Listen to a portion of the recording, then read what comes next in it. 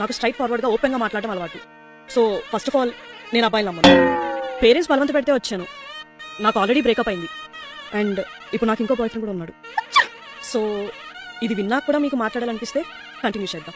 Yeah, ఈ రోజుల్లో అందరికీ ఉంటారు కదండి పాస్ట్. నాకు సిలకొట్టులు ఉన్నాయండి, చెప్పండి పర్లేదు. ఓకే, నాకు కొన్ని కండిషన్స్ ఉన్నాయి. చెప్పండి.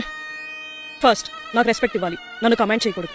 కుకింగ్, క్లీనింగ్ ఇవన్నీ నాకు రావు, నేను చేయను. అండ్ నాకు అంత టైం కూడా లేదు. నేను ఎప్పుడు నా వర్క్లో సక్సెస్ఫుల్ ఉమెన్గా ఉండాలని అనుకుంటున్నాను. ఎందుకంటే women are always equal to men, right? నేను ఎప్పుడు బయటకు వెళ్ళినా ఎక్కడికి వెళ్తున్నావు, ఎప్పుడు వస్తున్నావు అని నన్ను క్వశ్చన్ చేయకూడదు. ఎందుకంటే మోస్ట్లీ ఆఫీస్ అయిన తర్వాత నేను పార్టీస్కి వెళ్తాను. ఓ అండ్ మ్యారేజ్ చాలా గ్రాండ్ గా జరగాలి and no dowry. Okay. I hate joint families. So పెళ్ళైన తర్వాత సెపరేట్ గా ఉందాం. అండ్ మన ఫ్లాట్ లో అన్ని ఫెసిలిటీస్ ఉండాలి. మీ పేరెంట్స్ కానీ మా పేరెంట్స్ కానీ అండ్ రిలేటివ్స్ మన ఫ్లాట్ కి రాకూడదు. అండ్ మనం కూడా సెపరేట్ బెడ్రూమ్స్ లో ఉందాం. నీ బెడ్రూమ్ నీదే, నా బెడ్రూమ్ నాదే. And baby concept, no way. Giving birth, feeding and cleaning, it's like oh my god, it's irritating and I can't even imagine.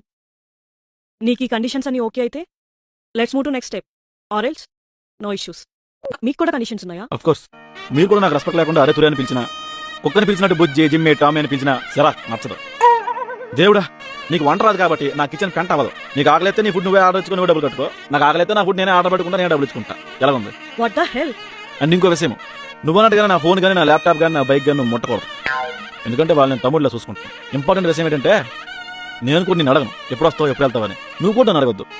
నీకు ఎప్పుడైనా ఫోన్ చేయాలనిపించింది అనుకో, చేయక వాట్సాప్ చేయి. ఆఫీస్ తర్వాత నేను కూడా నా గర్ల్ ఫ్రెండ్స్తో పార్టీకి వెళ్తుంటాను. ఇంకోటి ఏంటంటే గ్రాండ్ గా పెళ్లి చేసుకోవడం కుదరదు. నా సేవింగ్స్ ఎందుకు బొక్కెట్టుకుంటాను నేను.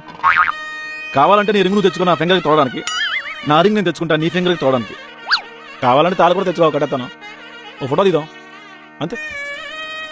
పెళ్లి తర్వాత ఫ్యామిలీ నుంచి సపరేట్గా ఉండడం నాకు ఇష్టమే. కాకపోతే హౌస్ రెంట్, మెయింటెనెన్స్ అన్ని ఇద్దరం సమానంగా షేర్ చేసుకోవాలి.